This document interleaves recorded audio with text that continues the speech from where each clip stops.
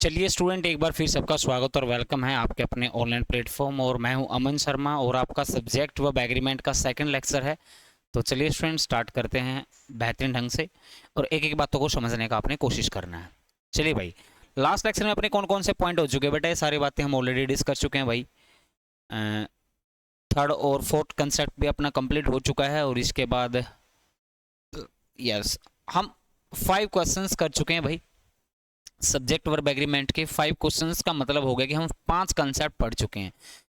Subject verb agreement बेहद important topic है, यहाँ से आपके हर एग्जाम में क्वेश्चन पूछा जाता है, ये बातें आपको ध्यान में रखनी है। तो चलिए भाई, अब आते हैं नेक्स्ट कंसेप्ट की तरफ और एक बार सभी स्टूडेंट ने इस कंसेप्ट का आंसर बताना है। पहले आपको कंसेप्ट को जानने की कोशिश करनी है। तो एक बार क्वेश्चन नंबर 6 को रीड कीजिए। ऑलरेडी 5 क्वेश्चन हो चुके हैं और एक बार क्या करना है स्टूडेंट्स, आपने 6 क्वेश्चन को रीड करना है और रीड करने के बाद एक बार क्वेश्चन का आंसर देने की कोशिश करनी है। तो क्वेश्चन नंबर 6 का आंसर बताओ भाई। It is believed that everyone except for the manager and the secretary have been arrested. मैं एक बार फिर बता देता हूं भाई, ये बात हम ऑलरेडी पढ़ चुके हैं, ये बात हम ऑलरेडी रीड कर चुके हैं, ये बात आपको ध्यान में रखनी है। ये बातें हम ऑलरेडी पढ़ चुके हैं। इस क्वेश्चन का आंसर आप सभी स्टूडेंट्स ने देना है। आप सभी स्टूडेंट्स ने इस क्वेश्चन का आंसर देना है, ये आपके लिए भाई। ये बातें हम ऑलरेडी पढ़ चुके हैं इन 5 कंसेप्ट्स में। तो एक बार सभी साथी एक बार इस क्वेश्चन का आंसर देने का काम करेंगे, ठीक है भाई। एक बार सभी स्टूडेंट इस क्वेश्चन के आंसर देने का काम करो। तो चलिए स्टूडेंट, स्टार्ट करते हैं अपने लेक्चर को, अपने कंसेप्ट को स्टार्ट करते हैं। चलिए भाई, तो it is believed that everyone except for the manager and the secretary have been arrested. देखो भाई, मेरी बात को ध्यान से समझो। अब ये तो बताने की जरूरत नहीं है स्टूडेंट कि यहाँ पर जो इज बिलीव्ड लिखा हुआ है इसको हम बोलेंगे प्रेडिकेट। ये अपना क्या स्टूडेंट? प्रेडिकेट है। प्रेडिकेट हम किसे बोलते हैं? जो वर्ब से स्टार्ट हो। तो ये तो हो गया अपना प्रेडिकेट। याद रखना है कि प्रेडिकेट वो होता है जो वर्ब से स्टार्ट हो, इस बात को नहीं भूलना है। प्रेडिकेट वो होता है जो किससे स्टार्ट हो? वर्ब से। ये प्रेडिकेट हो गया। इस प्रेडिकेट का सब्जेक्ट कौन हो गया? इस प्रेडिकेट का सब्जेक्ट हो गया इट। इट आपका इंट्रोडक्टरी सब्जेक्ट होता है, रियल सब्जेक्ट नहीं होता, ध्यान में रखना है। तो ये सब्जेक्ट है वो भाई प्रेडिकेट है। आगे कहानी ये है कि यहाँ पर जो दैट है, दैट यहाँ पर किसका काम करने लग रहा है? कंजंक्शन का। मैं डायरेक्ट क्वेश्चन भी समझा सकता था, लेकिन इस बात को आपको ध्यान से समझना जरूरी है। हम लर्निंग के लिए आए हैं, एक एक बातों को ध्यान से पढ़ना है, एक एक बातों को ध्यान से सीखना है। हम सीखने के लिए आए हैं, हम सीखने के पर्पज से आए हैं। टाइम आपको थोड़ा ज़्यादा लग सकता है, लेकिन आप ऐसी प्रिपरेशन सीख के जाएंगे, आप इन बातों को ऐसे सीख के जाएंगे, आप कभी भूलोगे नहीं, लेकिन थोड़ा समय लगेगा, ठीक है भाई। अब आते हैं स्टूडेंट, यहाँ पर जो लिखा हुआ है स्टूडेंट, आपको वर्ब ढूंढना है। नेक्स्ट सेंटेंस में वर्ब कहाँ पर है भाई? आप बोलोगे सर वर्ब यहाँ पर है हैव बीन अरेस्टेड। तो इसको भी हम क्या बोलेंगे स्टूडेंट? आप बोलोगे सर इसको भी हम प्रेडिकेट बोलेंगे। तो ये अपना क्या है भाई? ये भी प्रेडिकेट है। सर इस प्रेडिकेट का सब्जेक्ट कौन है? क्या इस प्रेडिकेट का सब्जेक्ट ये मैनेजर और सेक्रेटरी बन सकते हैं? मैनेजर सेक्रेटरी सब्जेक्ट नहीं बन सकते भाई। क्यों नहीं बन सकते? क्योंकि हमने पढ़ा था स्टूडेंट कि एक्सेप्ट फॉर, जो एक्सेप्ट फॉर होता है स्टूडेंट, ये एक प्रेपोजिशनल फ्रेज होती है। कुल मिला के प्रीपोजिशन होते हैं। याद करो, मैंने कुछ पॉइंट मैंने आपको लिखवाए थे। एज वेल एज हो गया, एक्सेप्ट फॉर हो गया, है ना, इंक्लूडिंग हो गया, एक्सक्लूडिंग हो गया। ये वर्ड्स तुम्हारे किसके होते हैं बेटा? प्रीपोजिशंस के होते हैं। ये बात आपको ध्यान में रखनी है भाई, ठीक है। और प्रीपोजिशन के बाद हम क्या लिखते हैं? ऑब्जेक्ट। तो इसका जो ऑब्जेक्ट बनेगा नहीं, एक तो मैनेजर बनेगा, एक सेक्रेटरी बनेगा। तो ये दोनों ऑब्जेक्ट बनेंगे इस प्रीपोजिशन के, इस प्रीपोजिशन फ्रेज के दोनों ऑब्जेक्ट बनेंगे। इस बात को ध्यान में रखना है। ये दोनों ऑब्जेक्ट क्यों बनेंगे? क्योंकि जो एंड कंजंक्शन है, एंड आपका क्यूमुलेटिव कंजंक्शन होता है, जो सेम रैंक सेम टाइप के स्ट्रक्चर को जोड़ता है, तो ये भी किसका काम करेगा भाई? ये भी ऑब्जेक्ट का ही काम करेगा, ये भी ऑब्जेक्ट का काम करेगा। तो इन दोनों ऑब्जेक्ट को जोड़ने के लिए इस एंड कंजंक्शन का प्रयोग किया। तो ये दोनों ऑब्जेक्ट किसके हैं भाई? ये एक्सेप्ट फॉर प्रीपोजिशन के हैं। तो कहने का मतलब ये है कि यहाँ पर इस प्रेडिकेट का सब्जेक्ट कौन बचा? अगर सब्जेक्ट की बात करें स्टूडेंट्स, अगर हम सब्जेक्ट की बात करें तो यहाँ पर सब्जेक्ट बचेगा ये एवरीवन। तो ये है भाई सब्जेक्ट। अगर आपसे पूछा जाए ये सब्जेक्ट क्या है, सबको पता है कि सर जो एवरीवन है, समवन है, एनीवन है, समबडी है, नोबडी है, एवरीबडी है, एवरीथिंग है, समथिंग है, नथिंग है, ये आपके इंडेफिनिट प्रोनाउन होते हैं। और इंडेफिनिट प्रोनाउन हमेशा ही क्या होते हैं स्टूडेंट्स? आप बोलोगे सर इंडेफिनिट प्रोनाउन हमेशा ही होते हैं सिंगुलर। तो एवरीवन हमारा कैसा प्रोनाउन हो गया भाई?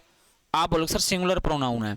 अगर सिंगुलर प्रोनाउन है तो अगर हमारा सब्जेक्ट सिंगुलर हुआ तो यहाँ पर जो वर्ब लिखी जाएगी स्टूडेंट्स, यहाँ पर जो वर्ब लिखी जाएगी वो भी क्या होगी भाई? आप बोलोगे सर वो भी सिंगुलर ही होगी।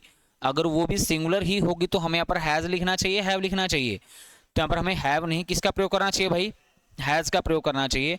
तो मैं यहाँ लिख देता हूँ स्टूडेंट, तो यहाँ पर अपने हैव नहीं किसका प्रयोग करना चाहिए, हैज़ का प्रयोग करना चाहिए। बात आपको ध्यान में रखनी है। ये बातें हम ऑलरेडी पढ़ चुके हैं, ये बस आपको मैंने प्रैक्टिस करवाना था, और मैंने पता था कि मैंने 5 क्वेश्चन से ही करवाने हैं आपको, ये आपके लिए होमवर्क में था। ये बात हम ऑलरेडी पढ़ चुके हैं। अगर ये सभी स्टूडेंट को समझ में आया तो एक बार सभी स्टूडेंट्स कमेंट करके बताएंगे। ठीक भाई, क्वेश्चन नंबर 6 सबको समझ में आया, क्लियर भाई, बहुत बढ़िया। अब आते हैं क्वेश्चन नंबर 7 पर। अब आपके कंसेप्ट स्टार्ट होंगे, वो रिवीजन्स के लिए था, मैं पहले बोल देता हूं। जो बातें आपको फर्स्ट लेक्चर में आपको पढ़ाई गई थी सब्जेक्ट वर्ब एग्रीमेंट में, वो समझने के लिए था। अब क्वेश्चन नंबर स्टूडेंट्स, आपको क्वेश्चन नंबर 7 का आंसर बताना है। पहले क्वेश्चन की लैंग्वेज को पढ़ना है, लैंग्वेज के बाद हम कंसेप्ट को समझने का काम करेंगे। तो क्वेश्चन क्या है कि our team has been faced with such situations many time before, so nobody needs to panic. तो एक बार क्या करना है, एक बार सभी स्टूडेंट्स ने कंसेप्ट को समझना है। ये किस कंसेप्ट से रिलेटेड सेंटेंस है, एक बार सेंटेंस को आपको समझना है। ठीक है, तो पहले कंसेप्ट को समझने का काम करें भाई। चलिए पहले कंसेप्ट को समझते हैं। एक बार और रीड करना चाहो एक बार और रीड कर सकते हैं। Our team has been faced with such situations, अच्छी बात है, many time before, so nobody needs to panic. अगर आपको कुछ समझ में आया तो अच्छी बात है, नहीं समझ में पहले हम कंसेप्ट को सीखने और समझने का काम करेंगे। तो पहले हम भाई कंसेप्ट को सीखने और समझने का काम करेंगे। एक बार मैं अपना बोर्ड को निकाल लेता हूं, ये रहा वो। तो चलिए स्टूडेंट स्टार्ट करते हैं। पहले हम समझने का काम करेंगे। तो पहले मैं आपके लिए 2 छोटे छोटे क्वेश्चंस लिखता हूं, और आपने उन क्वेश्चनों क्या बताने भाई, आंसर बताने हैं। तो क्वेश्चन देखो भाई, क्वेश्चन नंबर फर्स्ट क्या है, क्वेश्चन नंबर फर्स्ट है,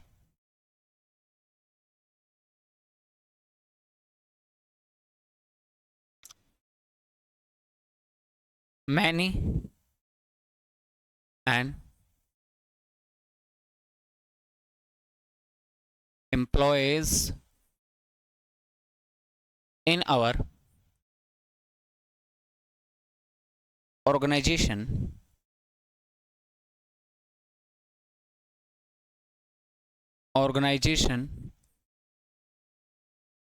has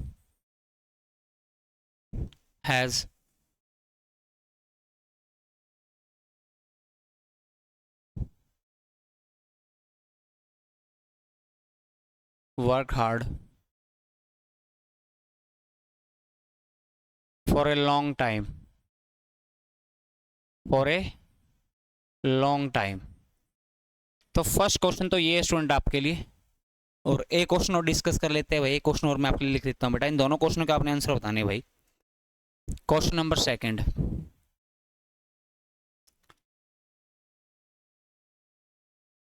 after many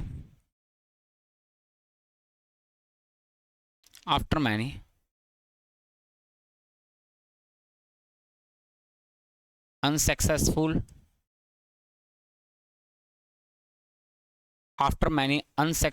attempt,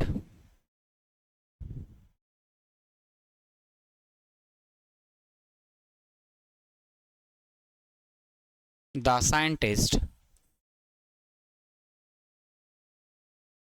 scientist finally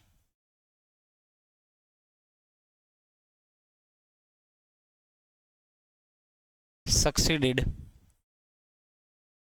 in his experiment,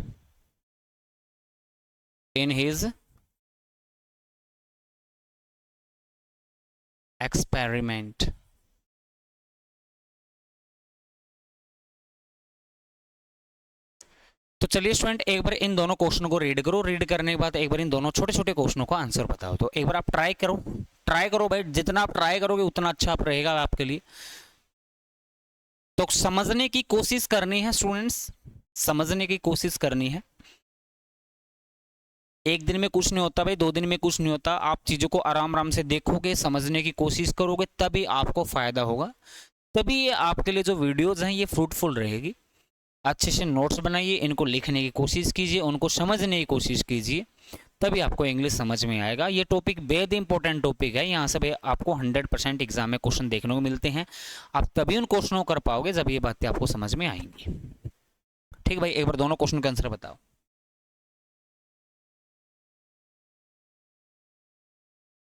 देखिए भाई, आई होप आपने क्वेश्चन का आंसर बता दिए होंगे और मुझे लगता है कि सभी स्टूडेंट काफ़ी अच्छा कर रहे हैं। तो चलिए भाई स्टार्ट करते हैं। अब समझने का काम करते हैं भाई। कहानी ये है स्टूडेंट, कहानी इस तरीके से है कि जैसे अगर मैं बात करूं स्टूडेंट मैनी की, मैनी क्या होता है स्टूडेंट? मैनी एक डिटरमाइनर होता है, ऐसा नहीं कि डिटरमाइनर होता है, ये एडजेक्टिव भी होता है। मैनी और मच एडजेक्टिव भी होता है, इनके कंपैरेटिव डिग्री मोर और सुपरलेटिव डिग्री मोस्ट भी होते हैं। ये एडजेक्टिव भी होते हैं और ये डिटरमाइनर भी होते हैं, ये बात आपको ध्यान में रखनी है। मैनी जो डिटरमाइनर होता है, इसका हम सेंटेंस में यूज करते हैं मोर देन वन। कितने के लिए यूज करते हैं भाई इसका हम सेंटेंस में यूज करते हैं मोर देन वन के लिए, याद रखना है। इसका हम सेंटेंस में यूज करते हैं मोर देन वन। इसका हम सेंटेंस में यूज करते हैं एक से ज्यादा के लिए, ठीक है भाई। तो मैनी क्या होता है? मैनी एक डिटरमिनर होता है, मतलब एक नंबर का डिटरमिनर होता है, याद रखना। मैनी जो डिटरमिनर होता है स्टूडेंट, ये एक नंबर का डिटरमिनर होता है, नंबर का, और ये हमेशा ही एक से ज्यादा के लिए यूज किया जाता है। कितने के लिए यूज किया जाता है स्टूडेंट? एक से ज्यादा के लिए यूज किया जाता है, इस बात को ध्यान में रखना है। इसका हम सेंटेंस में कितने के लिए यूज करते हैं भाई? एक से ज्यादा के लिए यूज करते हैं, ध्यान में रखना। मैनी के साथ जो हम नाउन लिखते हैं, याद रखिएगा, मैनी के साथ जो हम स्टूडेंट नाउन लिखते हैं, याद रखिएगा, वो नाउन हमेशा क्या होना चाहिए स्टूडेंट? वो नाउन हमेशा होना चाहिए प्लूरल। क्यों होना चाहिए? क्योंकि ये नंबर एक से ज्यादा के लिए यूज किया जाता है, क्योंकि मैंने जो नंबर होता है ये एक से ज्यादा के लिए यूज किया जाता है। अगर एक से ज्यादा के लिए यूज किया जाएगा तो इसके साथ नाउन भी क्या आएगा? प्लूरल आएगा भाई। अगर नाउन प्लूरल आएगा तो इसके साथ वर्ब भी क्या आएगा भाई? इसके साथ वर्ब भी क्या आएगा? आप बोलो सर, इसके साथ वर्ब भी प्लूरल आएगा। अगर वर्ब की बात करेंगे तो इसके साथ वर्ब भी क्या आएगा? वर्ब भी प्लूरल आएगा। सिंपल सी बात है, ठीक है। अगला पॉइंट, लेकिन अगर हम बात करें मैनी के साथ, हम कई बार ए या एन का प्रयोग करते हैं जरूरत के अकॉर्डिंग, या हम लिखे मैनी ए लिखे स्टूडेंट, या मैनी एन लिखे, वो जरूरत के अकॉर्डिंग होता है। मतलब इसके बाद जो लिखा गया नाउन होगा ना, वो उसके अकॉर्डिंग होगा। अगर वो वोवल की साउंड प्रोड्यूस करेगा तो एन लिख देंगे, कॉन्सोनेंट की साउंड प्रोड्यूस करेंगे तो ए लिख देंगे, सीधी सी बात है। जो मैनी ए डिटरमिनर होता है स्टूडेंट, ये एक ऐसा डिटरमिनर होता है जिसका जो नंबर होता है वो हमेशा सिंगुलर होता है। ये इसका नंबर हमेशा एक या एक से कम होता है, मतलब ये एक से ज्यादा नहीं होता। मैनी एक से ज्यादा के लिए यूज किया जाता है। तो इसके साथ जो नाउन लिखा जाएगा, इसके साथ जो नाउन लिखा जाएगा स्टूडेंट, वो हमेशा क्या होगा? सिंगुलर। क्या होगा भाई? और इसके बाद जो वर्ब लिखा जाएगा वो भी हमेशा क्या होगा? सिंगुलर होगा। ये छोटी सी बात है, ये स्ट्रक्चर है जो आपको अपनी कॉपी में भी बना लेना है। मैंने ए और मैंने एन वाली जो कहानी मैंने आपको समझाई है, ठीक है। अगर ये समझ में आए तो भले आपके बड़े बड़े क्वेश्चन दिखाई दे रहे हो, लेकिन क्वेश्चन बहुत छोटे हैं, ठीक है। ये क्वेश्चन बहुत छोटे हैं, आपको दिखने में बड़े दिखाई दे रहे होंगे, लेकिन ये बहुत ही हल्के क्वेश्चन है, बहुत ही छोटे क्वेश्चन है। तो चलिए स्टूडेंट एक बार आंसर बताइए आप लोग कि इस क्वेश्चन का सही आंसर क्या होगा। बताओ भाई इस क्वेश्चन का answer. Many an employees in our organization have worked hard for a long time. देखो भाई ये तो सबको पता ही है कि यहाँ पर जो has worked hard for a long time लिखा है स्टूडेंट, इसको बोलते हैं प्रेडिकेट। ये भाई अपना प्रेडिकेट है। इस प्रेडिकेट का सब्जेक्ट कौन है? अगर सब्जेक्ट की बात करें, इसका सब्जेक्ट आवर ऑर्गेनाइजेशन नहीं हो सकता। क्यों? क्योंकि इससे पहले क्या लिखा हुआ है? इन। इन क्या है? प्रीपोजिशन है, और प्रीपोजिशन के बाद क्या लिखते हैं भैया? ऑब्जेक्ट लिखते हैं। ये बार बार पढ़ चुके हैं कि प्रीपोजिशन के बाद हमेशा ऑब्जेक्ट आता है। तो उस प्रेडिकेट का सब्जेक्ट आवर ऑर्गेनाइजेशन नहीं हो सकता, इसका सब्जेक्ट होगा ये many and employees. Many and employees, ये इसका सब्जेक्ट होगा। अब कहानी ये है, अगर आपको समझ में आए तो स्टूडेंट्स, कहानी ये है कि यहाँ पर जो मैनी एन लिखा हुआ है नहीं, तो मैनी एन तो एक ऐसा डिटरमिनर होता है जिसके साथ हम नाउन क्या लिखते हैं भाई? जिसके साथ हम नाउन लिखते हैं भाई सिंगुलर। कैसा नाउन लिखते हैं? सिंगुलर नाउन लिखते हैं। इसके साथ तो सिंगुलर नाउन आता है, लेकिन इसके साथ हमने नाउन कौन सा लिखा हुआ है? एम्प्लॉयज। और एम्प्लॉयज कैसा नाउन है स्टूडेंट? आप बोलो सर एम्प्लॉयज तो प्लूरल है। अब इस सेंटेंस को सही करने के दो तरीके हैं। एक तो ये तरीका कि यहाँ पर जो एन आर्टिकल है इसको हटा दो, मैनी एम्प्लॉयज हो जाएगा, सही हो जाएगा। लेकिन सेंटेंस में फिर एक गड़बड़ी दो गड़बड़ी हो जाएगी। फिर आपने पर हैज की जगह क्या लिखना पड़ेगा? है भी तो लिखना पड़ेगा नहीं, क्योंकि उस केस में सब्जेक्ट बन जाएगा प्लूरल, तो वर्ब भी क्या आएगी? प्लूरल।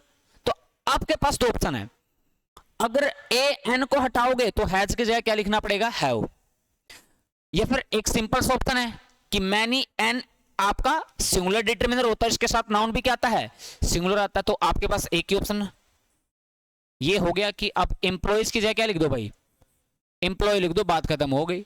अगर एम्प्लॉयज लिखना चाहते हो तो मैं आपको बता देना चाहता हूं, इसके साथ फिर वह प्लूरल लिखना पड़ेगा। अगर आप एन को हटाओगे और उसके बाद तुम्हें हैव हैज को हटाकर हैव भी लिखना पड़ेगा, ये बात याद रखनी है, क्योंकि कल आपके एग्जाम में स्लैश वगैरह दे के दे दे क्वेश्चन, फिर आपको फर्स्ट ऑप्शन पे ही चूज करना पड़ेगा, और तो ऑप्शन तो है ही नहीं बेटा आपके पास। बात क्लियर हुई भाई? अब आते हैं भाई सेकंड क्वेश्चन पर, सेकंड क्वेश्चन को समझते हैं। After many unsuccessful attempts the scientist, ये साइंटिस्ट में टी कहां गया, the scientist finally succeed in his experiment. देखो भाई अब यहां पर कहानी क्या है, आफ्टर यहां पर क्या स्टूडेंट प्रीपोजिशन है, और प्रीपोजिशन के बाद क्या लिखते हैं भाई, ऑब्जेक्ट। आंसर देने का काम करेंगे सभी स्टूडेंट। अब यहां पर जो मैनी है, मैनी क्या है, डिटरमिनर है, और मैनी किसका डिटरमिनर होता है, नंबर का। ये किस नंबर को रेफर करता है, एक से ज्यादा को। अनसक्सेसफुल मैं आपको बता देता हूं ये एडजेक्टिव है, अनसक्सेसफुल जो लिखा हुआ स्टूडेंट ये क्या है, एडजेक्टिव है, और एडजेक्टिव हमेशा किसको डिस्क्राइब करते हैं, नाउन को डिस्क्राइब करते हैं, तो अटेम्प्ट हो गया noun.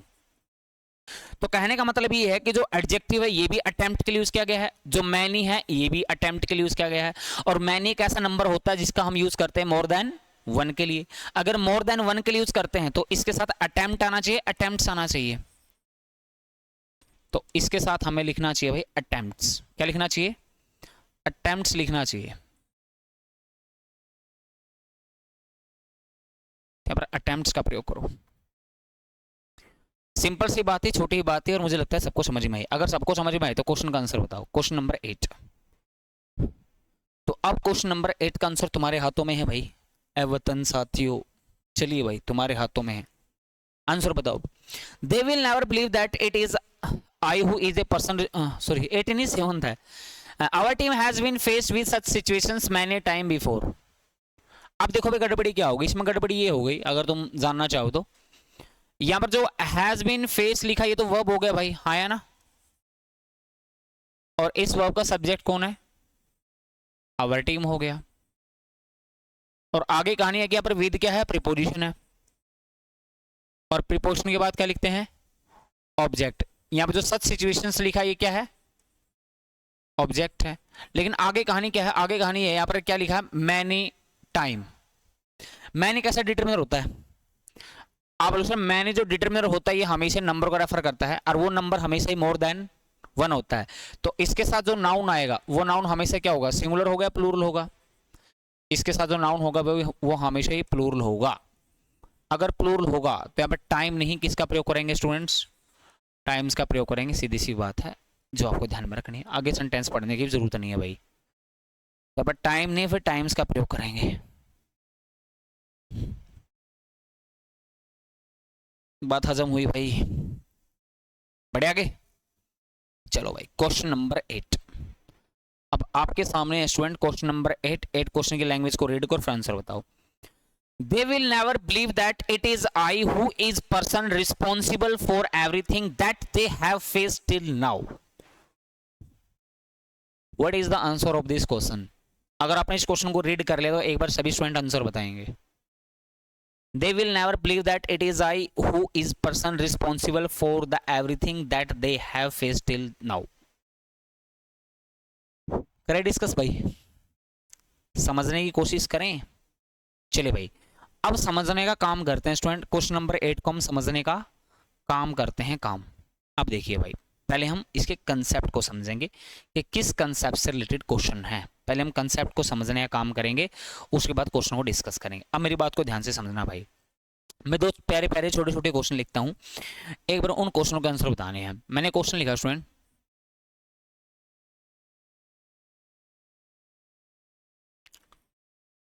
It is I who is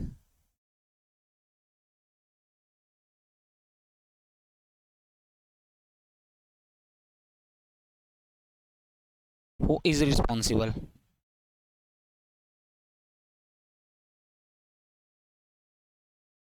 second question है कमल couldn't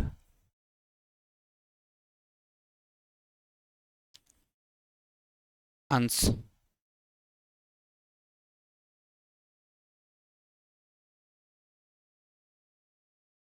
Kamal asked me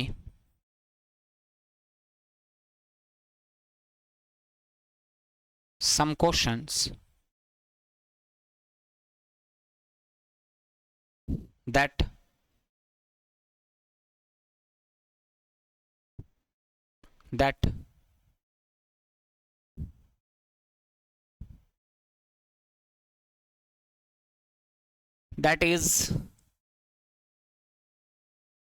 that was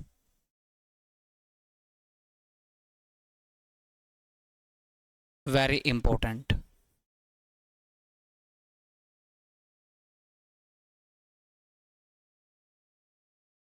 simple सी बातें हैं जो आपको ध्यान से समझनी है भाई, सिंपल सी बातें हैं, छोटी छोटी बातें हैं। क्या है, देखो स्टूडेंट समझना, मैंने क्वेश्चन आपसे मैं पूछ लेता हूं। जैसे मैंने क्वेश्चन लिखा स्टूडेंट, हु इज या आर, हु इज या आर देयर। आपने ये बताना है कि इसके साथ इज आएगा या आर आएगा। हु इज या are there, who is there या हु आर देयर, दोनों में कौन सा सही है? आर सही है। देखो भाई समझना इस बात को, छोटी ही बात है। अब यहां पर स्टूडेंट क्या लिखा हुआ, हु लिखा हुआ, हु। ये लास्ट में इंटरोगेटिव मार्क तो नहीं लगाया भाई, लगा लेना, ध्यान नहीं रहा मुझे। अब यहां पर देखो कोई क्वेश्चन पूछ रहा है कि हु इज देयर या हु आर देयर। अब यहां पर जो हु है स्टूडेंट, ये क्या है, सब्जेक्ट है। यहां पर हु क्या भाई, सब्जेक्ट है। अब मेरी बात को ध्यान से समझना,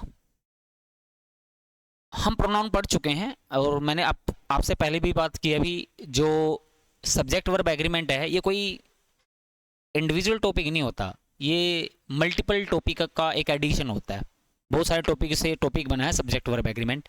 अब जैसे हमने प्रोनाउन के अंदर पढ़ा होगा, क्या पढ़ा होगा स्टूडेंट, कि जैसे एक होता है हु, एक होता है हुम भाई, एक होता है भाई विच, और एक होता है दैट। हु, हुम, विच और दैट। इसमें क्या ध्यान में रखना है स्टूडेंट, इसके ध्यान में रखना है कि इसका ना तो अपना कोई नंबर होता,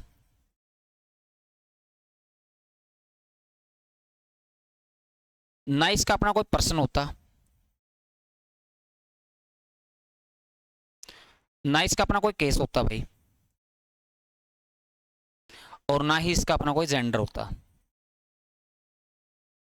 तो इस बात को ध्यान में रखना है कि जो हु, हुम, विच और दैट होते हैं नहीं, इसका अपना कोई भी नंबर, पर्सन, केस, जेंडर का एट्रीब्यूट नहीं होता, होता ही नहीं भाई। तो कहने का मतलब ये है कि यहाँ पे जो हु लिखा हुआ है, अब हु के अकॉर्डिंग चाहे तुम इज लिखो या आर लिखो, दोनों क्या है, सही है। Who is there, we are talking to particular and individual person, that is right. And who are there, we are talking to multiple person, हम वहां पर एक से ज्यादा व्यक्तियों की बात कर रहे हैं। तो कहने का मतलब ये है कि जो हु होता है, इसका अपना कोई नंबर, पर्सन, केस, जेंडर का एट्रीब्यूट नहीं होता। हु आपका रिलेटिव प्रोनाउन होता है और इंटेरोगेटिव प्रोनाउन भी होता है। मेरी बात समझ में आ रही है? इसका अपना कोई नंबर, पर्सन, केस, जेंडर का एट्रीब्यूट नहीं होता। इसका अपना कोई नंबर नहीं होता कि ये सिंगुलर होता है कि प्लूरल होता है। हु के साथ इज भी लिखो या आर भी लिखो, मतलब सिंगुलर भी लिखो और प्लूरल भी लिखो, कोई फर्क नहीं पड़ने वाला। इसके साथ किसी भी प्रकार की वर्ब लिखो, क्योंकि इसका अपना कोई भी नंबर, कोई भी पर्सन, कोई भी केस और कोई भी जेंडर नहीं होता भाई। इसका अपना कोई जेंडर ही नहीं होता कि मैस्कुलिन है, फेमिनिन है या न्यूट्रल है, होता ही नहीं भाई। ना इसका अपना कोई नंबर होता है कि ये सिंगुलर है, प्लूरल है। तो ही के साथ, मतलब हु के साथ कुछ भी लिखो। अगर ये बात समझ में आई तो पहले क्वेश्चन को एक बार समझने का काम करते हैं। पहले क्वेश्चन में क्या लिखा हो कि it is I who is responsible. अगर ये सेंटेंस इतना लिखा हो नहीं, हु इज रिस्पॉन्सिबल, और लास्ट में क्वेश्चन मार्क हो, तो फिर ये हु हो जाएगा भाई आपका इंटेरोगेटिव प्रोनाउन, ठीक है। लेकिन अब ये सेंटेंस को पूरा पढ़ो, it is I who is responsible. तो यहां पर जो हु है स्टूडेंट, ये आपका रिलेटिव प्रोनाउन है। रिलेटिव प्रोनाउन में मैंने पढ़ाया था, और रिलेटिव प्रोनाउन का फंक्शन क्या होता है, हु आपका रिलेटिव प्रोनाउन भी होता है, हु आपका इंटेरोगेटिव प्रोनाउन भी होता है। कैसे पहचाने? अगर वो इंटेरोगेटिव प्रोनाउन होगा तो उसके लास्ट में हम क्या लिखेंगे भाई? Question mark. अगर फुल स्टॉप है तो ये इंटेरोगेटिव नहीं, ये रिलेटिव प्रोनाउन है। और रिलेटिव प्रोनाउन का फंक्शन क्या होता है भाई? इसका फंक्शन होता है अपने एंटीसीडेंट को, और एंटीसीडेंट हमेशा इससे पहले लिखा होता है। ये एंटीसीडेंट है, मैं लिख देता हूं, सारी बातें पढ़ा भी चुका हूं मैं। अपने एंटीसीडेंट को रिलेट करना, किसके साथ रिलेट करना भाई? वर्ब के साथ। अपने एंटीसीडेंट को रिलेट करना, लेकिन किसके साथ रिलेट करना भाई? वर्ब के साथ रिलेट करना। अब जो भी वर्ब लिखी जाएगी वो रिलेटिव प्रोनाउन के अकॉर्डिंग नहीं, जो भी वर्ब लिखी जाएगी वो उसके एंटीसीडेंट के अकॉर्डिंग लिखी जाएगी। और आप लोग बताइए भाई मुझे, आई के अकॉर्डिंग क्या आता है? आई के अकॉर्डिंग इज आता है, एम आता है, आर आता है। आप बोलो सर आई के अकॉर्डिंग आता है एम, तब एम का प्रयोग करो। It is I who am responsible. मैं एक बार फिर बोल देता हूं, हु, हुम, विच, दैट, ये रिलेटिव प्रोनाउन होते हैं। इनका अपना कोई भी नंबर, पर्सन के, जेंडर का एट्रीब्यूट नहीं होता। जो भी वर्ब डिसाइड होगी वो उसके एंटीसीडेंट के अकॉर्डिंग डिसाइड होगी, इस बात को याद रखना है। अब इस सेकंड क्वेश्चन में देख लो भाई, सेकंड क्वेश्चन से समझ लो इस बात को। सेकंड क्वेश्चन क्या है? Kamal ask me some questions, Kamal ask me some question that was very important. अब यहां पर क्या लिखा है स्टूडेंट? दैट। दैट कैसा प्रोनाउन है भाई? आप बोलो सर दैट अपना रिलेटिव प्रोनाउन है। और आप लोग ही मुझे बताइए रिलेटिव प्रोनाउन का फंक्शन क्या होता है, काम क्या होता है? तो आप बोलो सर रिलेटिव प्रोनाउन का फंक्शन होता है अपने एंटीसीडेंट को, जो उससे पहले लिखा होता है, अपने एंटीसीडेंट को रिलेट करना। किसके साथ रिलेट करना भाई? वर्ब के साथ। किसके साथ रिलेट करना? वर्ब के साथ। अब यहां पर एंटीसीडेंट क्या लिखा हुआ है? यहां पर लिखा हुआ है सम क्वेश्चंस। और सम क्वेश्चंस क्या भाई? सिंगुलर है या प्लूरल है? प्लूरल है। तो इसके साथ जो वर्ब आएगी भाई वो भी क्या होगी? वो भी प्लूरल होगी, हाँ या ना? तो यहां पर वोज नहीं, किसका प्रयोग करेंगे? वर्ग का प्रयोग करेंगे। तो इससे आपको यह समझ में आएगा कि हु, होम, विच और दैट, इनका अपना कोई भी नंबर, पर्सन के, जेंडर का एट्रीब्यूट नहीं होता। जो भी वर्ब डिसाइड होगी वो उसके एंटीसीडेंट के अकॉर्डिंग होगी, इस बात को कभी भूलना नहीं है। अब क्वेश्चन नंबर मुझे 8 का आंसर बताओ। They will never believe that it was I who is the person responsible for everything that they have face till now. अगर आपको कुछ समझ में आया तो नहीं आया कोई फर्क नहीं पड़ता, लेकिन ये बात आपको समझ में जरूर आई होगी कि सर यहाँ पर जो हु लिखा हुआ है ये सर आपका रिलेटिव प्रोनाउन है। और रिलेटिव प्रोनाउन का फंक्शन क्या होता है? अपने एंटीसीडेंट को, एंटीसीडेंट हमेशा कहां लिखा होता है? हु से पहले। अपने एंटीसीडेंट को रिलेट करना, किसके साथ रिलेट करना भाई? बाद में जो लिखेगी वर्ब है उसको रिलेट करता है। अब यहां पर क्या लिखा हुआ है? आई। तो आई के अकॉर्डिंग इज नहीं, क्या आता है भाई? यहां पर एम का प्रयोग करो, सीधी सी बात है। और मुझे लगता है क्वेश्चन सबको समझ में आया होगा।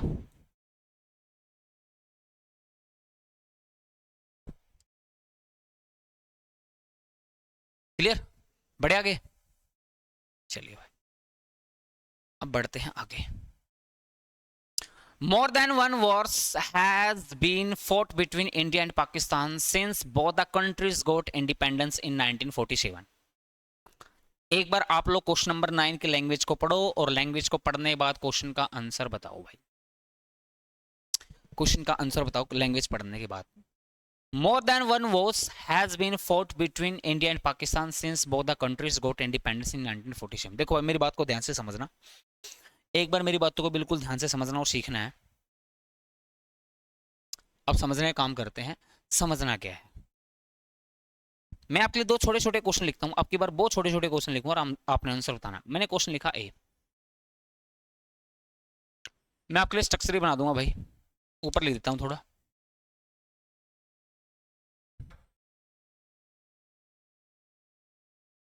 मोर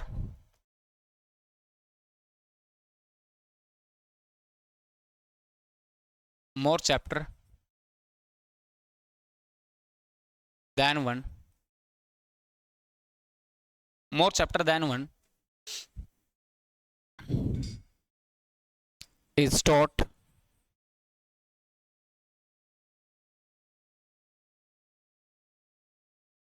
by a teacher. ये क्वेश्चन ए है। ये क्वेश्चन और लिख देता हूँ भाई आपके लिए। क्वेश्चन नंबर बी है, मोर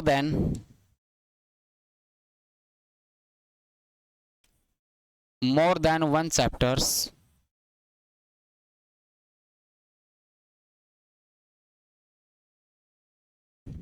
are taught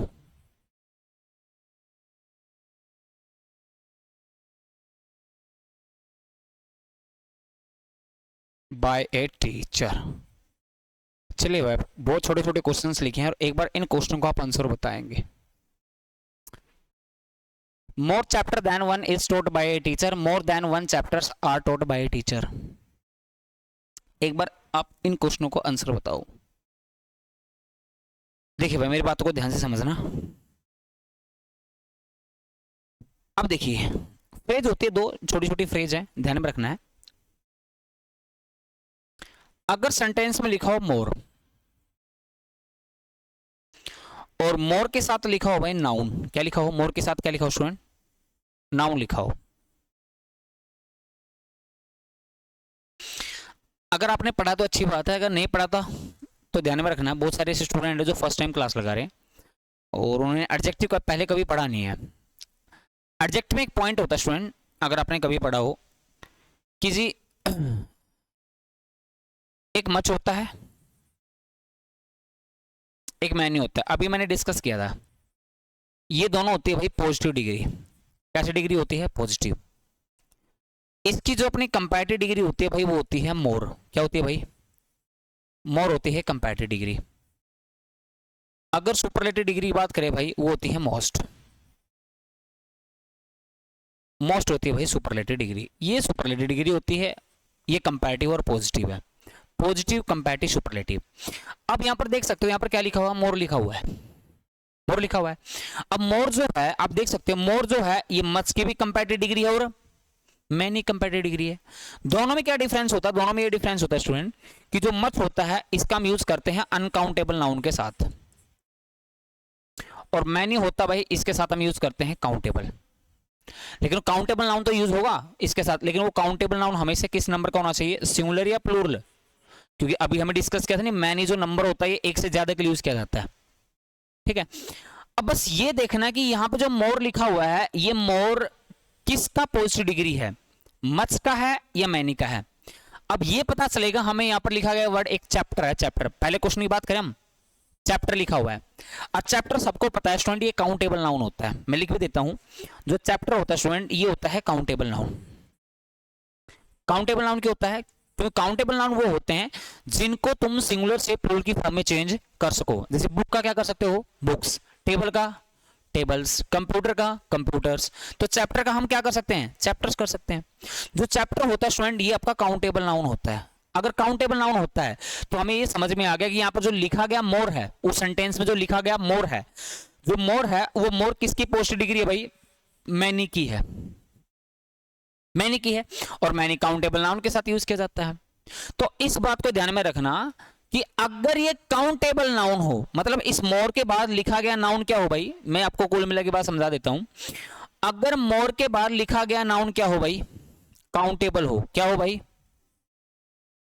मैं लिख देता हूं, सी एन लिख रहा हूं, काउंटेबल नाउन हो, तो उस नाउन को आपने हमेशा लिखना है प्लूरल फॉर्म में। किस में लिखना भाई, उसको आपने हमेशा प्लूरल फॉर्म में लिखना है।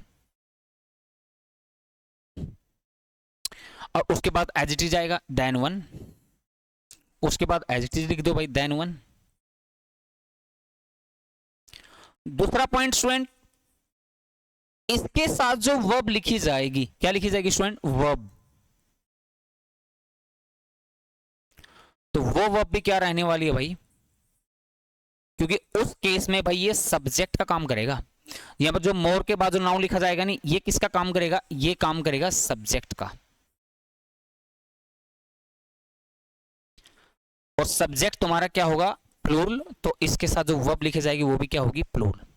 लेकिन इस बात को ऐसे समझना, अब अगर सेंटेंस में लिखा हो मोर than one,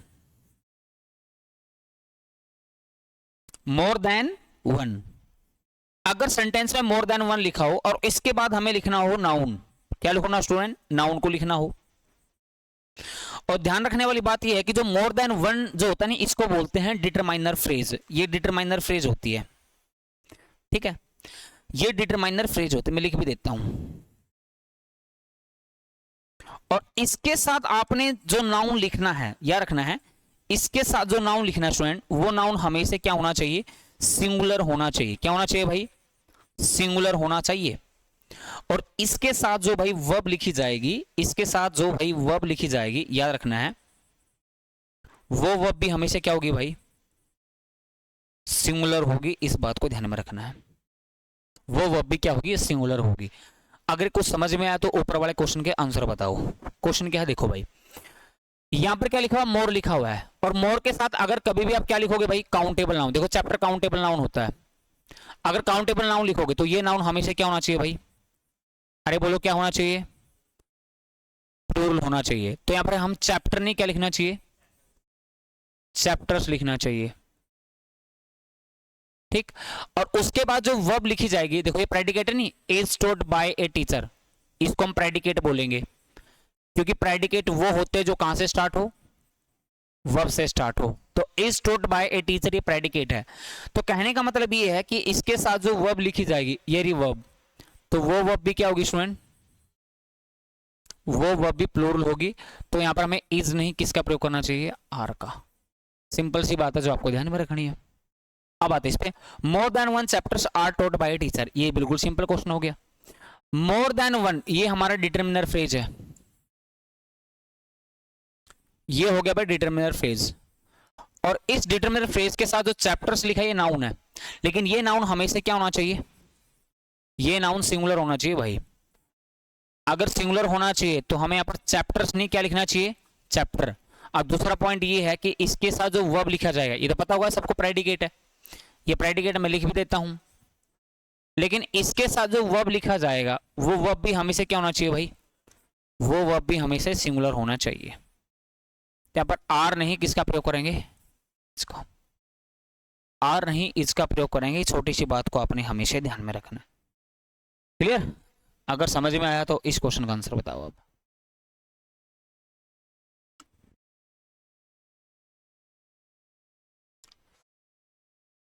more than one wars has been fought between India and Pakistan since both the countries got independence in 1947. आसानी क्वेश्चन है। क्या किया आपने?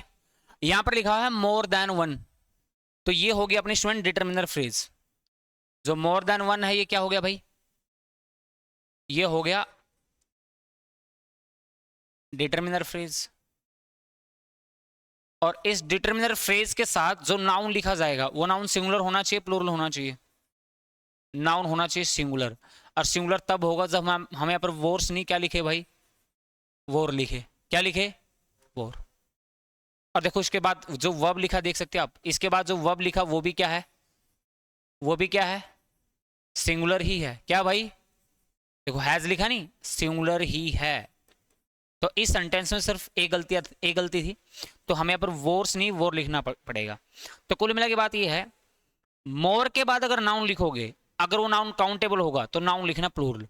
मोर देन वन के बाद अगर नाउन लिखोगे तो वो नाउन आपने हमेशा सिंगुलर लिखना है। और वर्ब का भी थोड़ा ध्यान में रखना है कि मोर के बाद अगर नाउन लिखना पड़े, अगर वो नाउन प्लूरल लिखोगे तो उसके साथ वर्ब भी प्लूरल लिखनी है। और मोर देन वन के बाद जो हम हमेशा ही नाउन सिंगुलर लिखते हैं, तो उसके साथ वर्ब भी आपने क्या लिखनी पड़ेगी? सिंगुलर लिखनी पड़ेगी। इस बात को आपको ध्यान में रखना है, ये बात आपको ध्यान में रखनी है। क्लियर भाई पॉइंट? मोर देन वन वाला पॉइंट सबको क्लियर हुआ? यहां से आपके एग्जाम में क्वेश्चन देखने को मिले। क्लियर? चलिए अब क्वेश्चन नंबर 10 की तरफ आते हैं। एक बार 10 क्वेश्चन को रीड करो, अगर समझ में तो एक बार सभी स्टूडेंट क्या करेंगे? कमेंट करने का काम करेंगे, और जल्दी से फिर उसके बाद 10 क्वेश्चन का आंसर बताना है। 10 क्वेश्चन का आंसर बताना है। Cattle was the first domesticated by man in Neolithic times. इस पे हम पूरा कंसेप्ट डिस्कस करेंगे।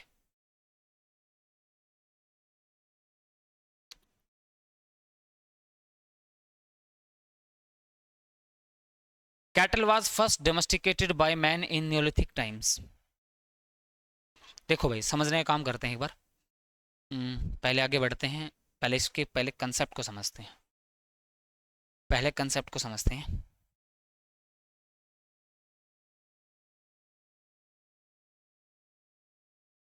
पहला क्वेश्चन है भाई,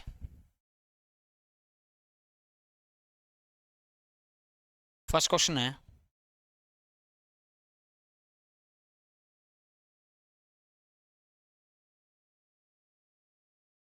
दिस इज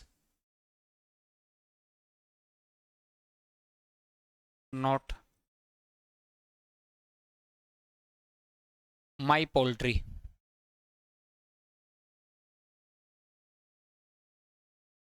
ये पहला क्वेश्चन है भाई।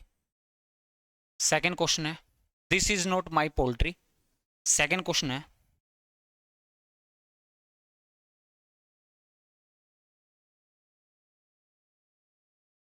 Electorates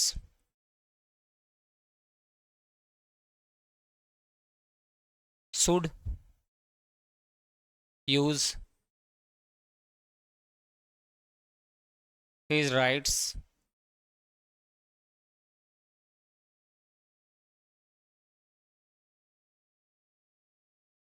during the election। ये भाई आपका सेकंड क्वेश्चन है, ठीक है।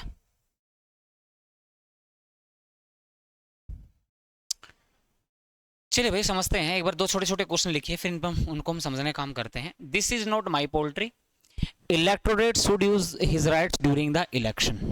देखो भाई, अगर आप एक बार ट्राई करना चाहो, आप एक बार ट्राई कर सकते हो, देन उसके बाद मैं इस बात को समझाने का काम करता हूँ।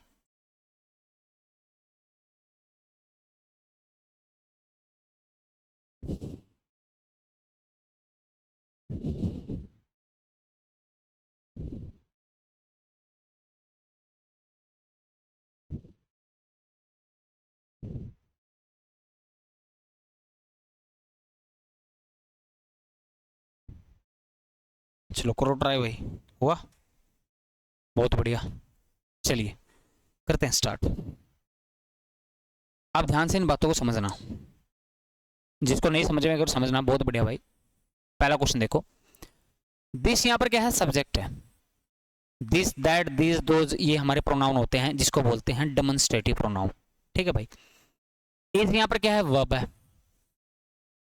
ये डेमोन्स्ट्रेटिव प्रोनाउन किसको डेमोन्स्ट्रेट कर रहा है, आप बोलो सर ये डेमोन्स्ट्रेट कर रहा है पोल्ट्री नाउन को, इस नाउन को डेमोन्स्ट्रेट कर रहा है पोल्ट्री।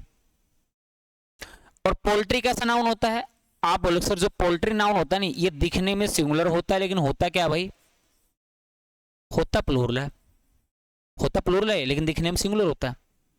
और पोल्ट्री का मतलब क्या होता है, पोल्ट्री का मतलब होता है those animals which are kept for meat and eggs. जैसे गांव में पोल्ट्री फार्म वगैरह ओपन करते नहीं, आपने देखा कि भाई पोल्ट्री फार्म है। पोल्ट्री का मतलब क्या होता है, उसको पोल्ट्री फार्म क्यों बोलते हैं, क्योंकि पोल्ट्री का मतलब होता है वो सब एनिमल्स जिसको हम रखते हैं मांस के लिए और अंडे के लिए। जैसे हिंदुस्तान में जैसे मुर्गा हो गया, मुर्गी हो गई, और क्या हो गया, मांस के लिए जैसे बकरा बकरी जो भी है सब चलता है। लेकिन चाइना में, हाँ चाइना में, हाँ हिंदुस्तान में सूर भी चलता है, चाइना में सब चलता है, कीड़े मकोड़े। वहाँ तो चीटनी भी चीटियाँ ही खाते हैं, पता नहीं क्या है वो भी स्पेशल रेड वाली। यार खाना नहीं खाया जाएगा आपसे, कोई खाना खा रहा हो।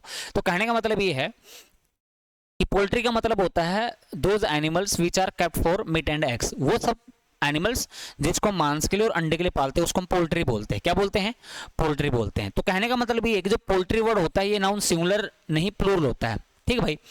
अगर ये प्लूरल होता है तो ये सब्जेक्ट भी क्या होना चाहिए, प्लूरल होना चाहिए। क्योंकि ये देखो मैं एक बार फिर बता देता हूं, जैसे एक वर्ड होता है स्टूडेंट दिस, एक होता है दैट,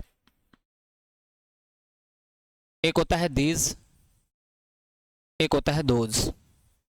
कहानी ये है कि जो दिस और दैट होते हैं स्टूडेंट ये होते हैं सिंगुलर, और दीज और दोज क्या होते हैं भाई, प्लूरल। अब दिस तो आएगा नहीं, क्योंकि दिस क्या होता है, सिंगुलर होता है, ये तो पोल्ट्री के लिए यूज किया गया है। तो यहां पर हमें दिस नहीं क्या यूज करना चाहिए, दीज।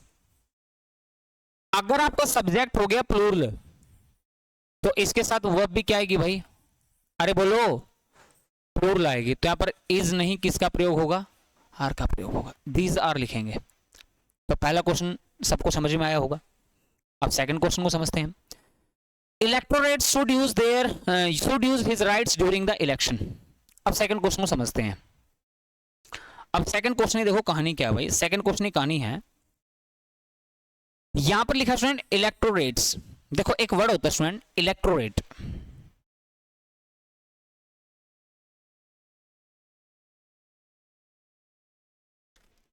इलेक्ट्रोरेट होता है, और इलेक्ट्रोरेट का मतलब क्या होता है भाई? इलेक्ट्रोरेट का मतलब होता है वोटर्स। क्या होता है भाई? इलेक्ट्रोरेट का मतलब होता है वोटर्स। अगर इलेक्ट्रोरेट का मतलब वोटर्स होता है तो वोटर सिंगुलर है प्लूरल है? आप बोले सर वोटर्स हो गया प्लूरल, क्योंकि इलेक्ट्रोरेट का मतलब ही वोटर्स होता है। अगर ये प्लूरल हो गया तो ये भी क्या हो गया भाई? प्लूरल हो गया। अगर इलेक्ट्रोरेट का मतलब वोटर्स होता है, वोटर्स प्लूरल हो गया, तो फिर इलेक्ट्रोरेट भी क्या हो गया? प्लूरल हो गया। अब जैसे इस बात को कैसे समझो, छोटी ही बात है, एक बार समझना इस बात को। जैसे मैंने भाई कहीं पर लिखा चाइल्ड, क्या लिखा? चाइल्ड लिखा, और सबको पता है कि जो चाइल्ड होता है ये होता है भाई सिंगुलर, और चाइल्ड से मैंने क्या बना दिया? चिल्ड्रन। तो चिल्ड्रन क्या हो गया भाई? प्लूरल हो गया, चिल्ड्रन प्लूरल हो गया। और आप लोग बताइए भाई, क्या मैं चिल्ड्रन का चिल्ड्रंस लिख सकता हूं? लिख सकता हूं क्या भाई? लिख सकते हैं। ऐसा नहीं है भाई, क्योंकि किसी भी नाउन की दो ही फॉर्म होती है। एक क्या होती है? सिंगुलर, और एक क्या होती है? चिल्ड्रन ऑलरेडी प्लूरल है। अगर चिल्ड्रन ऑलरेडी प्लूरल है तो क्या हम उसको चिल्ड्रंस लिख सकते हैं? नहीं लिख सकते। उसी प्रकार से इलेक्टोरेट ऑलरेडी क्या है? अगर ऑलरेडी प्लूरल है तो क्या हम इसके लास्ट में एस का प्रयोग कर सकते हैं? नहीं। इसको हमें क्या करना पड़ेगा? एस को हटाना पड़ेगा। तो हमें यहां पर लिखना पड़ेगा इलेक्टोरेट शुड यूज हिज। आप देखो भाई, अगर आपका इलेक्टोरेट जो सब्जेक्ट है अगर वो प्लूरल हो गया तो इसके साथ वर्ब भी क्या आती है? प्लूरल। और डिटरमिनर भी क्या आते हैं? प्लूरल। तो यहां पर हिज नहीं, क्या लिखना पड़ेगा? देयर। देयर जो डिटरमिनर होता है प्लूरल के लिए यूज करते हैं, हिज हम यूज करते हैं सिंगुलर के लिए। तो यहां पर आपको देयर लिखना पड़ेगा, ये भी हमको आपको प्लूरल ही करना पड़ेगा। अब आपको कुछ ऐसे नाउन भी याद रखने पड़ेंगे जो दिखने में क्या है? सिंगुलर है। देखो पोल्ट्री दिखने में सिंगुलर है, इलेक्टोरेट दिखने में क्या है? होते क्या है? वर्ब भी क्या आएगी और डिटरमिनर भी क्या आएंगे? इस बात को ध्यान में रखना है। तो अब इस बात को हम नोट करके लिखेंगे। सम नाउन्स, ये पढ़ चुके ना उनके अंदर, ऑलवेज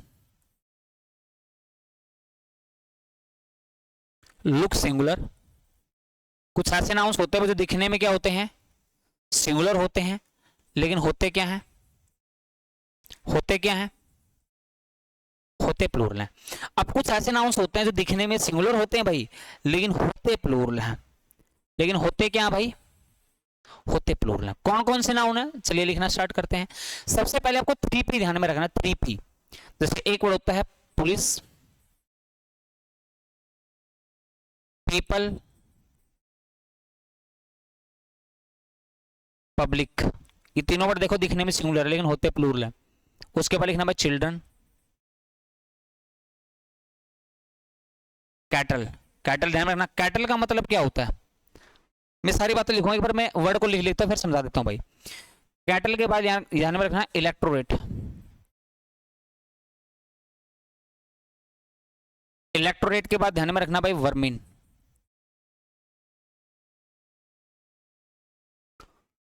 वर्मिन के बाद आपको यहां पर लिखना है कैवेलरी। और इसके बाद आपको ध्यान में रखना है क्लर्जी।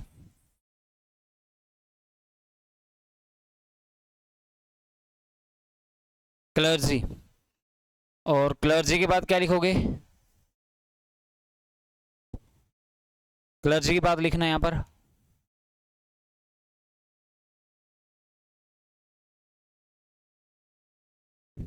पोल्ट्री,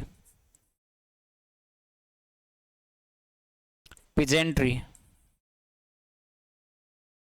ये कुछ ऐसे नाउन्स होते हैं भाई जो दिखने में होते हैं सिंगुलर लेकिन होते क्या है? होते प्लूरल है। इस बात को ध्यान में रखना। और मीनिंग में आपको अभी समझा देता हूं, पहले इसको नोट करो एक बार।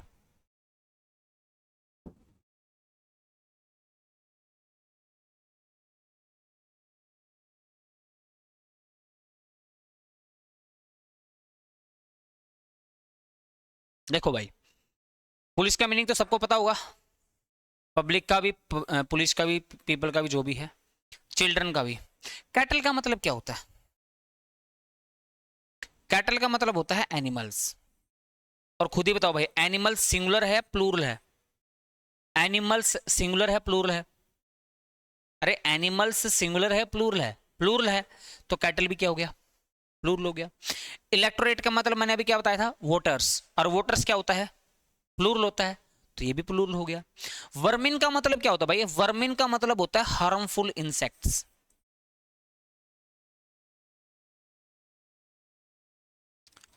हार्मफुल इंसेक्ट्स का मतलब होता है ऐसे कीड़े मकोड़े जो अपनी फसलों को नुकसान पहुंचाते हैं। तो ये भी दिखने में क्या होता है? प्लूरल, लेकिन दिखने में सिंगुलर लेकिन होता प्लूरल है। ठीक है, क्योंकि इसका मतलब इंसेक्ट्स होता है हार्मफुल, जो नुकसान पहुंचाए, उनकी बात करते हैं।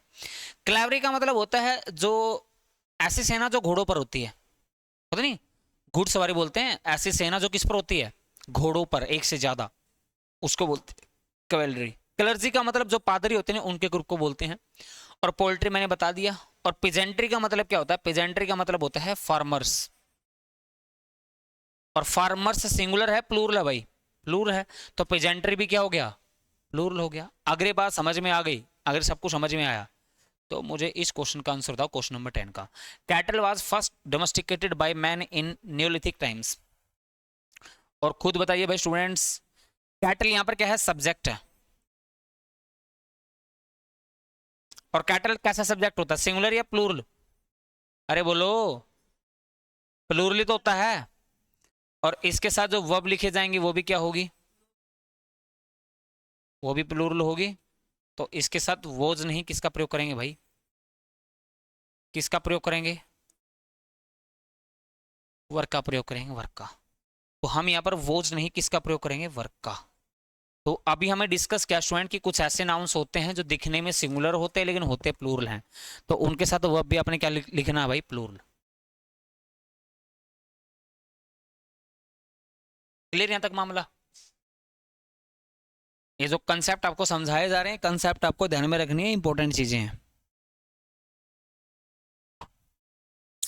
चलिए भाई, क्वेश्चन नंबर 11 को पढ़िए। ये काफी इंपॉर्टेंट पॉइंट है, ये हर पेपर में क्वेश्चन है आपके। हरियाणा के एग्जाम में भी इस पे बहुत सारे क्वेश्चन देखने को मिलते हैं। ऐसे में तो भर भर कर आते रहते हैं, और हरियाणा में भी कई बार क्वेश्चन आपको देखने को मिलेगा। One must keep doing one's best efforts for time and tide waits. ये गलत लिखा हुआ है यहाँ पर, वेट्स की स्पेलिंग गलत है भाई, मैं ठीक कर देता हूँ।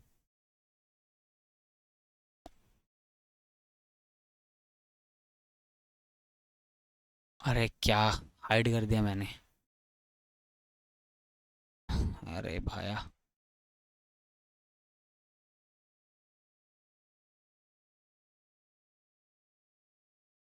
मैं वेट्स की स्पेलिंग को अच्छे से लिख देता हूँ भाई।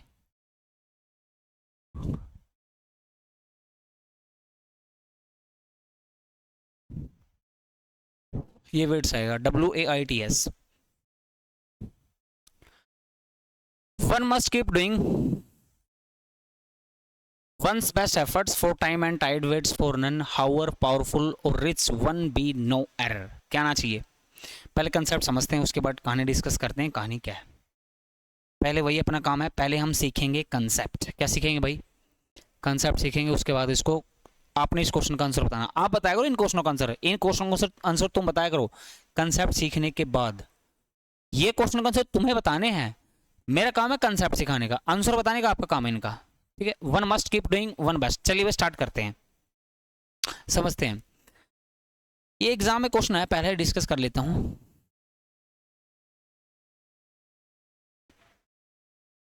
चलिए भाई, पहला क्वेश्चन देखो।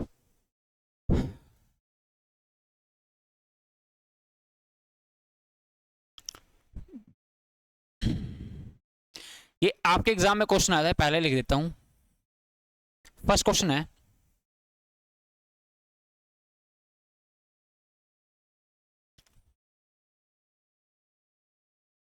Slow and study, slow and study win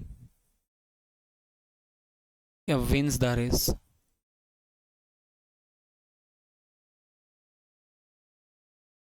और अब की बार भी चांस है भाई, सेकंड है।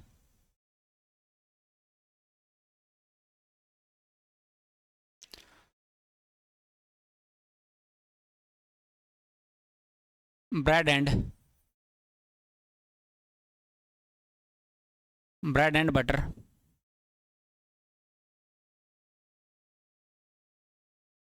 is या are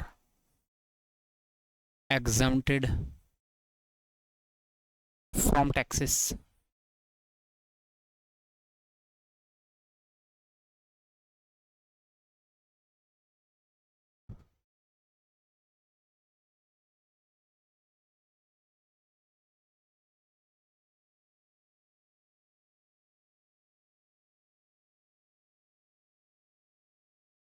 Bread and butter,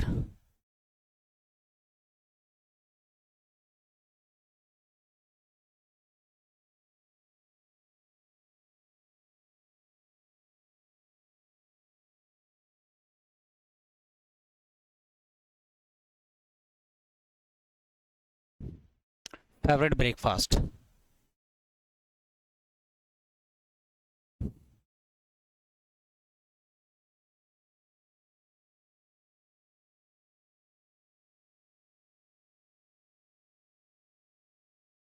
Horse and carriage.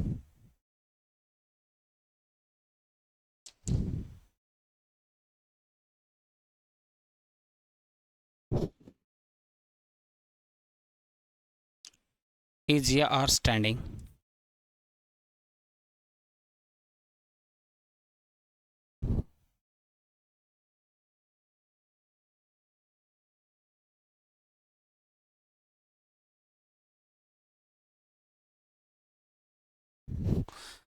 चलिए भाई, दो चार क्वेश्चन लिखे छोटे छोटे, इन क्वेश्चनों को भी डिस्कस करते हैं। फिर देखो काम की बात क्या है, सीखना क्या है, समझना क्या है। देखो भाई मेरी बात को ध्यान से समझना भाई। एक बार तुम इन क्वेश्चनों को एक बार ट्राई करो, उसके बाद मैं इन बात को समझाने की कोशिश करता हूँ। एक बार ट्राई करो तुम। क्या बेटा? गाड़ी, घोड़ा गाड़ी, ये तो है।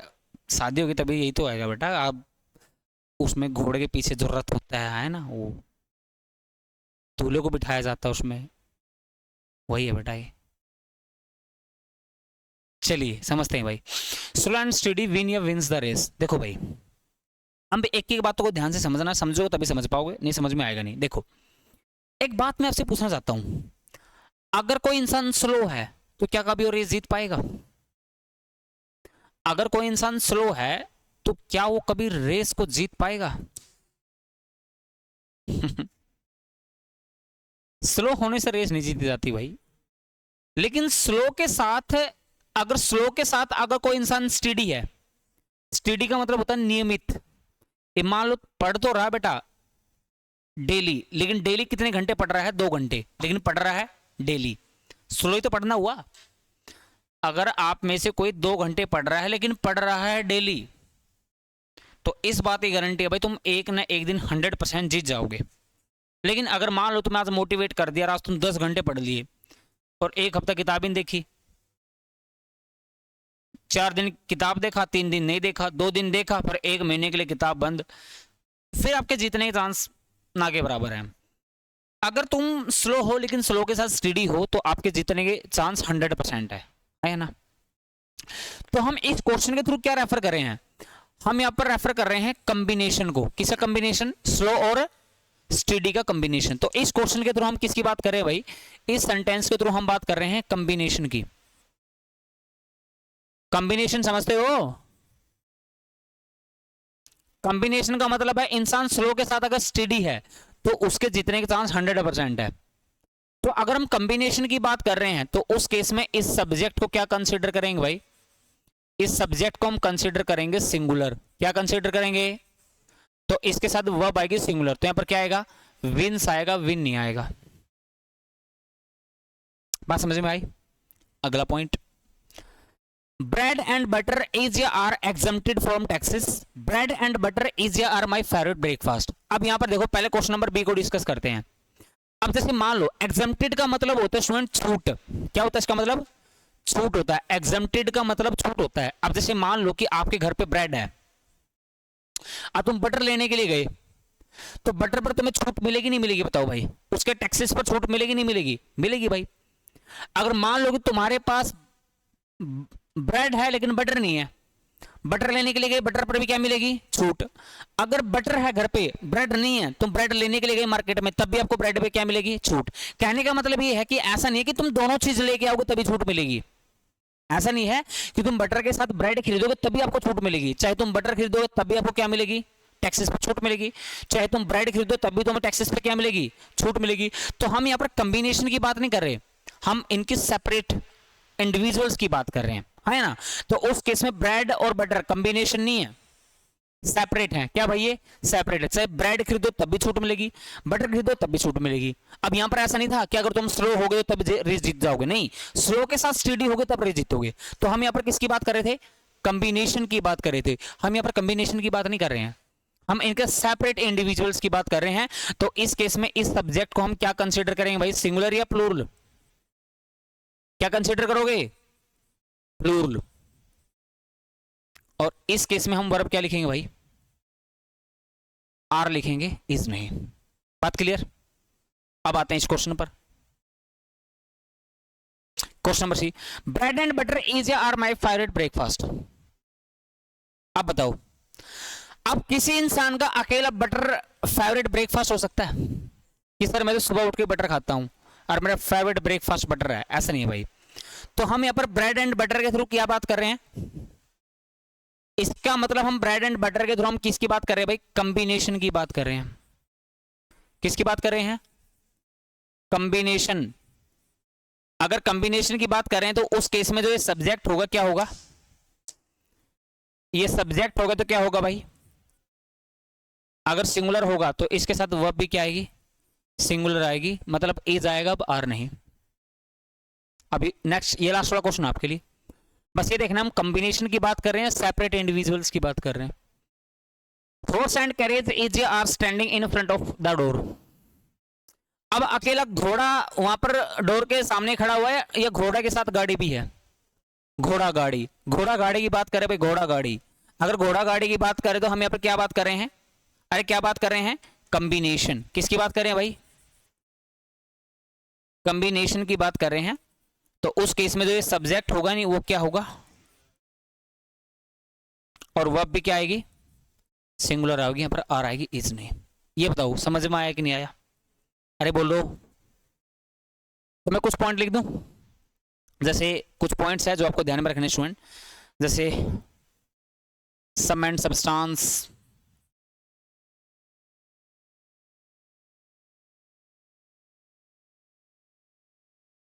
ये इडियम्स भी होता है। सम एंड सबस्टांस का मतलब होता है सारांश। सम एंड सबस्टांस हो गया, आप यूज कर सकते हो भाई राइज एंड करी। क्या? राइज एंड कड़ी चोल। हरियाणा में क्या बोलते हैं? कड़ी चोल, कड़ी और चावल।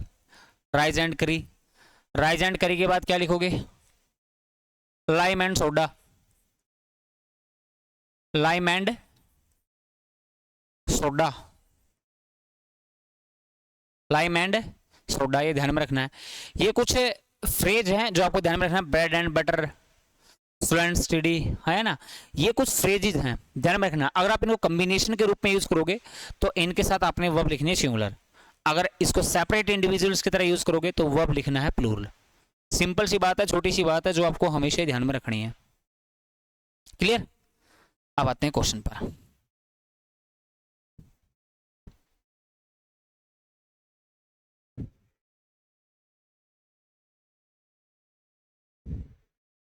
ये दो कौन थे?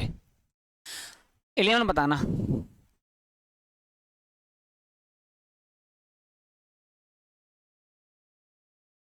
One must keep doing one's best efforts for time and tide, for waits for none, however powerful or is on be 1b। अब यहां पर देखो स्टूडेंट क्या लिखा हुआ है? Time and Tide. टाइड का मतलब होता है ज्वार भाटा। कहने का मतलब ये है कि one must keep doing one's best, मतलब ऐसा है कि हमेशा ही किसी भी इंसान को बेस्ट देना चाहिए, मतलब अपने सबसे बेस्ट एफर्ट्स लगाने चाहिए क्योंकि जो टाइम और टाइड होते नहीं वो किसी का इंतजार नहीं करते। मतलब हम यहाँ पर टाइम एंड टाइड के थ्रू हम किसी एडियम्स को रेफर नहीं कर रहे, नए एडियम्स है। और time and tides we are talking to individual, separate refer कर रहे हैं, ना कि कॉम्बिनेशन है कि अगर टाइम है तो उसके साथ टाइड भी होगा, किस समय के साथ भाटा भी आएगी, कोई फर्क नहीं पड़ता भाई, क्योंकि जो चाहे भाटा हो चाहे समय हो, वो किसी का इंतजार नहीं करते। हर एक इंसान को हमेशा एफर्ट्स लगाने चाहिए अगर आप कोई भी काम कर रहे हो अपनी लाइफ में। तो उस केस में ये सेपरेट इंडिविजुअल्स की तरह काम करेंगे। अगर सेपरेट इंडिविजुअल्स की तरह काम करेंगे तो इस केस में जो ये सब्जेक्ट होगा नहीं भाई, ये हमेशा क्या होगा भाई, तो अगर ये प्लूरल होगा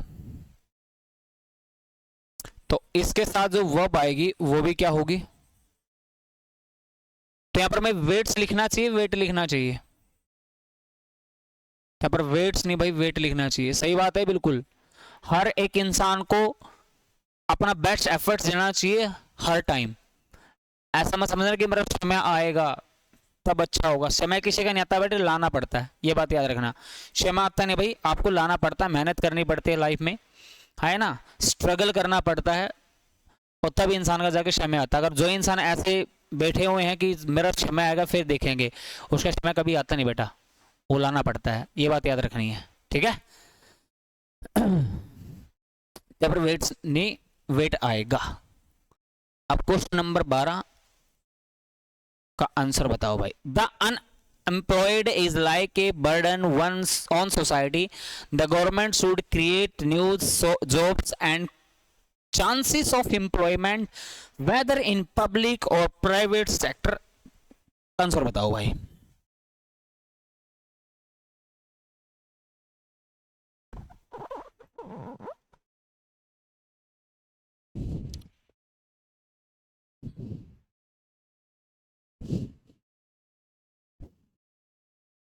आया कुछ समझ में?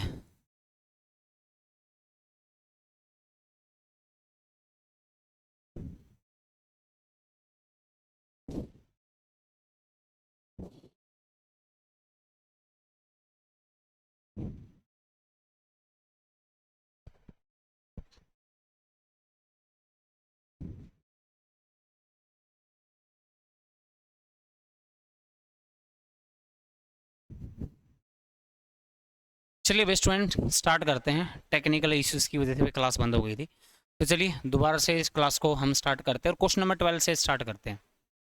The employment is like a burden on society, the government should create new jobs and chances of employment whether in public और प्राइवेट सेक्टर। No error. एक बार इस क्वेश्चन का आंसर बताओ भाई तुम लोग, एक बार इस क्वेश्चन का आंसर बताओ। देखो भाई पहले इसका हम कंसेप्ट समझेंगे, जैसे कंसेप्ट हमें डिस्कस किए हैं, तो आगे बढ़ते हैं। देखिए भाई कंसेप्ट को समझते हैं। मैं आपके लिए दो छोटे छोटे क्वेश्चंस लिखता हूं, पहले एक बार उन क्वेश्चनों के आंसर बताने हैं, उसके बाद आगे कहानी डिस्कस करेंगे। कहानी क्या है? कहानी ये है भाई, फर्स्ट क्वेश्चन है,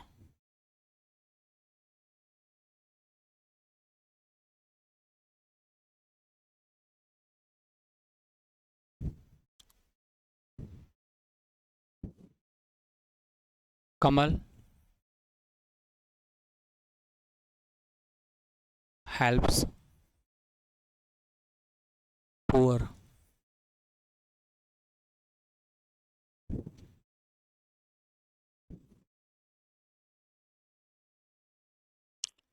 The rich is not happy। चलिए दो छोटे छोटे क्वेश्चंस को डिस्कस करते हैं। पहले ए वाला क्वेश्चन देखो, ए वाला क्वेश्चन को समझने का काम करते हैं। ए वाला सेंटेंस में क्या लिखा हुआ है? यहां पर जो कमल लिखा हुआ है, कमल, कमल यहां पर क्या है? सब्जेक्ट है। हेल्प्स की बात करें स्टूडेंट, हेल्प्स यहां पर क्या है? वर्ब है। हेल्प्स क्या भाई? ये वर्ब है, एक्शन है, एक क्रिया है। कमल हेल्प्स की, कमल कमल मदद करता है। होम किसकी मदद करता है? पुअर की। लेकिन जैसे कि यहां पर जो पुअर लिखा है ये क्या है? ऑब्जेक्ट है। और ये छोटी सी बात है और सभी स्टूडेंट को पता भी होगा कि जो वर्ड सेंटेंस में सब्जेक्ट या ऑब्जेक्ट होते हैं, जो वर्ड सेंटेंस में सब्जेक्ट या ऑब्जेक्ट होते भाई, या तो वो वर्ड होते हैं नाउन, या फिर वो वर्ड होते हैं भाई प्रोनाउन। क्योंकि सेंटेंस में सब्जेक्ट या ऑब्जेक्ट बनने का जो डिपार्टमेंट मिला है वो मिला है भाई नाउन या फिर प्रोनाउन को। ठीक है, अब कहानी देखो। अब यहां पर एक वर्ड लिखा स्टूडेंट पुअर। पुअर की बात करते हैं। जो पुअर वर्ड होता है स्टूडेंट, ये वर्ड होता है एडजेक्टिव का, नाउन का नहीं होता। अगर नाउन का नहीं होता, लेकिन सेंटेंस में जो वर्ड नाउन या प्रोनाउन होते वही सेंटेंस में सब्जेक्ट या ऑब्जेक्ट का काम करते हैं, लेकिन पुअर वर्ड तो एडजेक्टिव होता है। तो हमें यहाँ पर तो ऑब्जेक्ट की जरूरत है भाई, तो सेंटेंस तो गलत हो गया, ये सेंटेंस हो गया गलत। अब मैं आपके लिए कुछ मेजरेबल एडजेक्टिव्स लिखता हूं और वो एडजेक्टिव्स आपने हमेशा ध्यान में रखने हैं। जैसे अगर मैं बात करूं स्टूडेंट्स पुअर की, या बात की जाए रिच,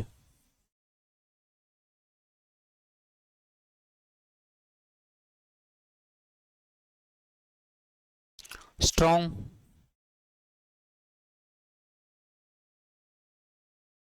डीफ, टम, ठीक भाई, एजुकेटेड, ये कुछ मेजरेबल एडजेक्टिव्स है जो आपको ध्यान में रखने हैं। ये क्या है? ये मेजरेबल एडजेक्टिव्स होते हैं। ऑनेस्ट,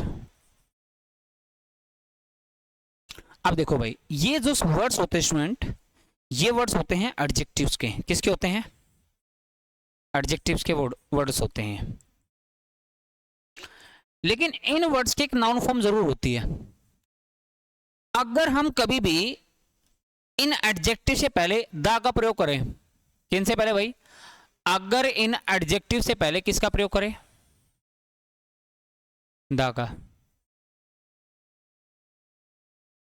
अगर इन एडजेक्टिव से पहले अगर आप द का प्रयोग करो, तो फिर ये एडजेक्टिव से क्या बन जाते हैं भाई? फिर ये एडजेक्टिव से बन जाते हैं नाउन। क्या बन जाते हैं भाई? फिर ये एडजेक्टिव से बन जाते हैं नाउन।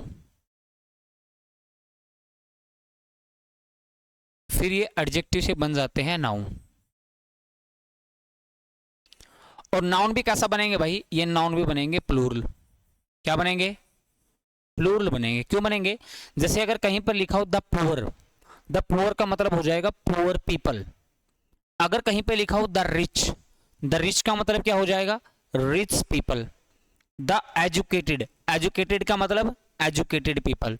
द स्ट्रॉन्ग का मतलब स्ट्रॉन्ग पीपल। द ऑनेस्ट का मतलब ऑनेस्ट पीपल। तो कहने का मतलब ये है कि जो नाउन बनेगा नहीं, ये नाउन प्लूरल बनेगा। तो इसके बाद जो वर्ब लिखी जाएगी,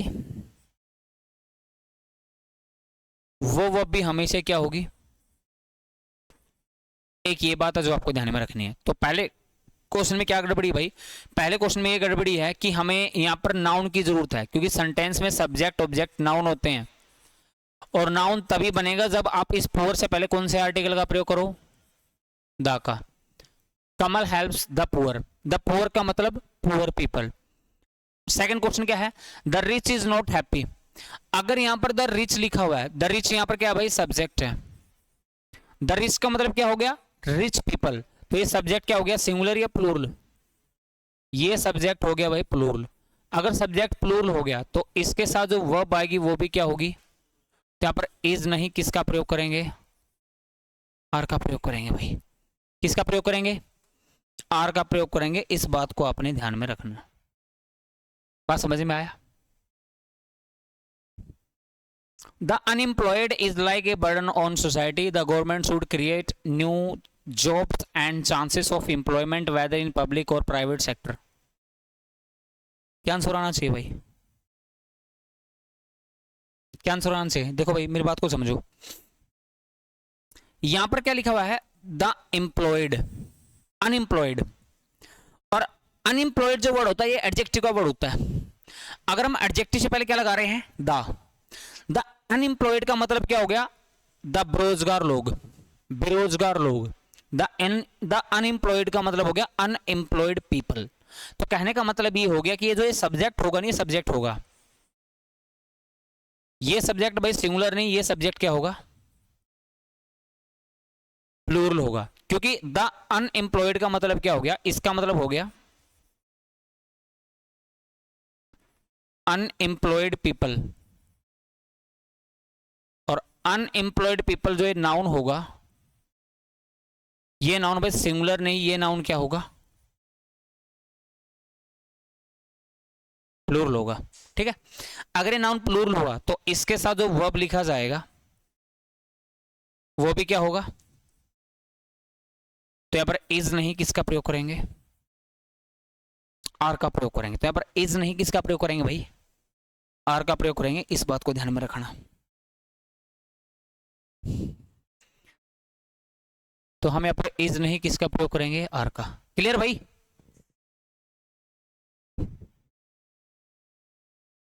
इसी में एक पॉइंट स्टूडेंट वो भी मैं समझाऊंगा, बाद में इसको आपको समझने की जरूरत पड़ेगी नहीं। इसमें एक और पॉइंट होता है छोटा है, वो भी आपको समझ लेना, साथ में समझ लेना है, मैं साथ में समझा दूंगा इसके। इंग्लिश एक क्वेश्चन देखना भाई,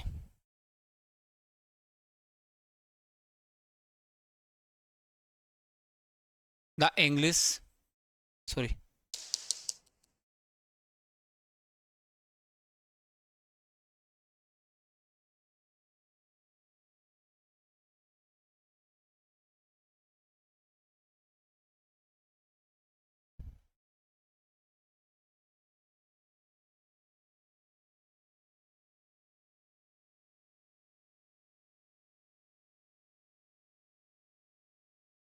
the English speaks the English fluently, the English speaks the English fluently. एक बार इस क्वेश्चन को देखो, समझने का काम करते हैं।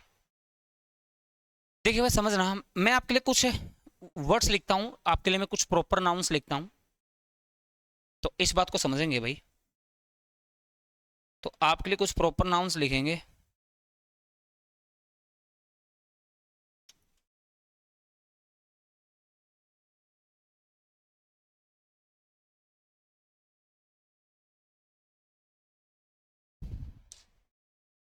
आपके लिए भाई कुछ प्रॉपर नाउन्स लिखते हैं।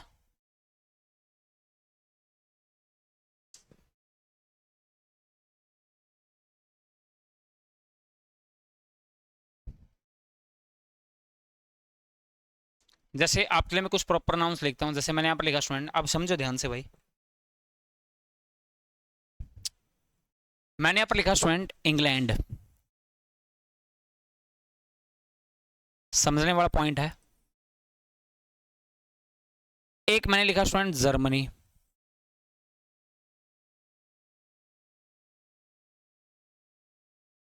एक मैंने लिखा भाई फ्रांस,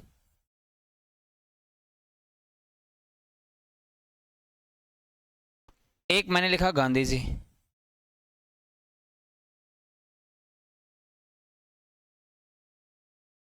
एक मैंने लिखा विक्टोरिया। तो ये सारे के सारे आपके प्रॉपर नाउन है। इंग्लैंड एक पर्टिकुलर कंट्री का नाम है, जर्मनी भी कंट्री है और फ्रांस भी कंट्री है, लेकिन गांधी जी और विक्टोरिया एक पर्टिकुलर पर्सनैलिटी का नेम है। ठीक, अब देखो भाई,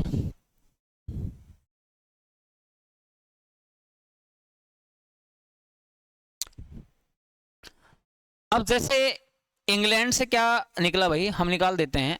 यहां पर हमने इंग्लैंड से क्या लिखा, हमने यहां पर इंग्लैंड से लिखा भाई इंग्लिश,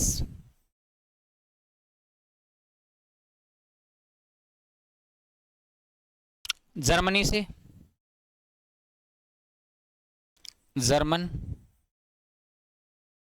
फ्रांस से फ्रेंच, गांधी जी से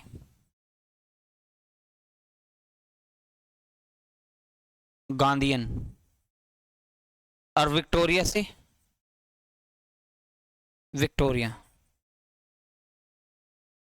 ऐसा कुछ होगा ना शायद, विक्टोरिया, हाँ विक्टोरिया से लिख रहा है विक्टोरियन।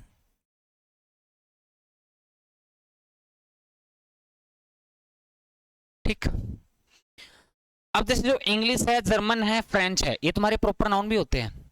इंग्लिश एक पर्टिकुलर भाषा है, फ्रेंच भी एक भाषा है, और फ्रेंच भी एक भाषा है। गांधीयन और विक्टोरियन ये कोई भाषा नहीं है, ठीक है। लेकिन ये प्रॉपर नाउन के साथ साथ इनमें से कुछ ये प्रॉपर एडजेक्टिव भी होते हैं, मैं लिख भी देता हूं भाई, इनको हम प्रॉपर एडजेक्टिव बोलते हैं। इनको हम प्रॉपर एडजेक्टिव क्यों बोलते हैं, इनको प्रॉपर एडजेक्टिव इसलिए बोला जाता है, इनको प्रॉपर एडजेक्टिव इसलिए बोला जाता है क्योंकि अगर हम इंग्लिश को, अगर हम इंग्लिश को किससे रिलेट करेंगे, इंग्लैंड से, तो फिर प्रॉपर एडजेक्टिव हो जाएगा। जैसे मैंने लिखा English car, what kind of car, English, तो इंग्लिश हो गया प्रॉपर एडजेक्टिव। जैसे मैं लिखा जर्मन को हम रिलेट करेंगे जर्मनी से, मैं लिखा German car, what kind of car, German. France को हम रिलेट करेंगे, फ्रेंच को हम रिलेट करेंगे भाई फ्रांस से, जैसे मैंने लिखा भाई French cut, what kind of cut, French, तो प्रॉपर एडजेक्टिव हो गया। उसी प्रकार से गांधीयन को किससे रिलेट करेंगे, गांधी जी से, जैसे आपने मल्टीपल टाइम राजनीति मतलब पॉलिटिक्स में पढ़ा होगा, Gandhian era, what kind of era, Gandhian, तो प्रॉपर एडजेक्टिव हो गया। विक्टोरियन को हम किसके साथ रिलेट कर देंगे, विक्टोरिया से। बात समझ में आई? तो क्या समझ में आया कि ये तुम्हारे प्रॉपर एडजेक्टिव भी होते हैं, और पहले तीन इसमें प्रॉपर लैंग्वेज मतलब प्रॉपर लैंग्वेज के नेम भी होते हैं, मतलब प्रॉपर नाउन भी होते हैं, ये लैंग्वेज के नेम भी होते हैं। अब देखिए स्टूडेंट, अब जैसे मान लो कि जैसे यहां पर इंग्लिश लिखा हुआ है, अगर हम इंग्लिश से पहले क्या लगा दे, द, मैंने लिखा भाई द इंग्लिश,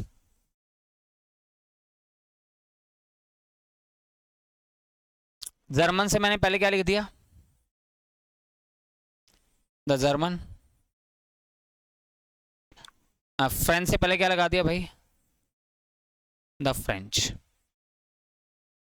लेकिन गांधीयन के साथ ऐसा, और विक्टोरियंस के साथ भी ऐसा,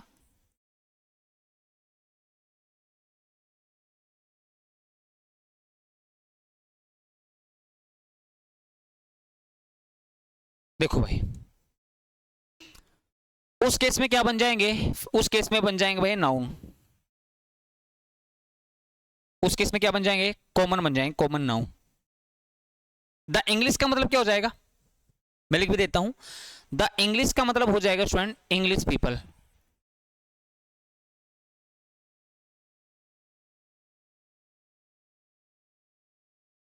जर्मन का मतलब क्या हो जाएगा, जर्मन पीपल। द फ्रेंच का मतलब क्या हो जाएगा, फ्रेंच पीपल। जैसे अभी हमने डिस्कस किया, द रिच का मतलब क्या हो गया था भाई, रिच पीपल। ठीक, अब कहानी देखो सुनो, उस केस में द, ये कैसे नाउन हो जाएंगे भाई, ये नाउन हो जाएंगे प्लूरल। तो इनके साथ जो वर्ब लिखोगे वो भी हमेशा प्लूरल लिखना। अरे नाउन क्या हो जाएंगे भाई, ये हो जाएंगे तुम्हारे कॉमन, लेकिन प्लूरल नंबर के।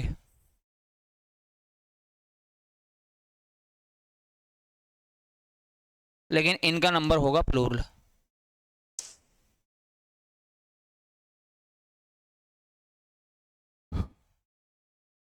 अब क्वेश्चन पर आते हैं, यहां पर एक वर्ब लिखिए स्टूडेंट स्पीक्स, क्या स्पीक वर्ब का डोर इंग्लिश हो सकता है, इंग्लिश कभी बोल सकती है, बोलने वाला कौन होगा, इंग्लिश या पर्सन, अगर पर्सन होगा तो इंग्लिश पहले क्या लगाना पड़ेगा, द इंग्लिश का मतलब क्या हो जाएगा, मतलब इंग्लिश लोग स्पीक करते हैं, किसको स्पीक करते हैं, भाषा को या लोगों को, भाषा। अगर भाषा लिखना चाहते हैं इससे पहले द आएगा नहीं आएगा, आएगा नहीं आएगा, द इंग्लिश का मतलब तो इंग्लिश पीपल हो जाएगा। तो कुल मिला के सेंटेंस ही गलत है। तो अगर इस सेंटेंस को सही लिखना चाहते हो तो इस सेंटेंस को ऐसे लिखो भाई, द इंग्लिश, द इंग्लिश का मतलब क्या हो गया, इंग्लिश लोग स्पीक बोलते हैं, क्या बोलते हैं, भाषा बोलते हैं। अगर भाषा मीनिंग चाहिए तो क्या लिखोगे, इंग्लिश, उसके बाद क्या लिखोगे, फ्लुएंटली। इस सेंटेंस को ऐसे लिखो, ऐसे सही होगा, इस सेंटेंस को ऐसे लिखना पड़ेगा, वैसे सेंटेंस क्या रहेगा भाई, गलत रहेगा, सीधी सी बात है।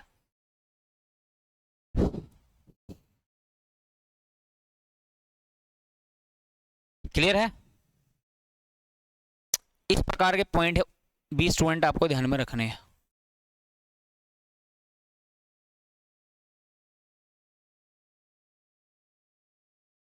चलो भाई। तो आज इतना रखें भाई। चलिए भाई, आज के लिए इतना ही भाई स्टूडेंट्स, और बाकी हम मिलते हैं आपको नेक्स्ट वीडियो में। तो सभी स्टूडेंट को जय हिंद, जय भारत। चलिए भाई।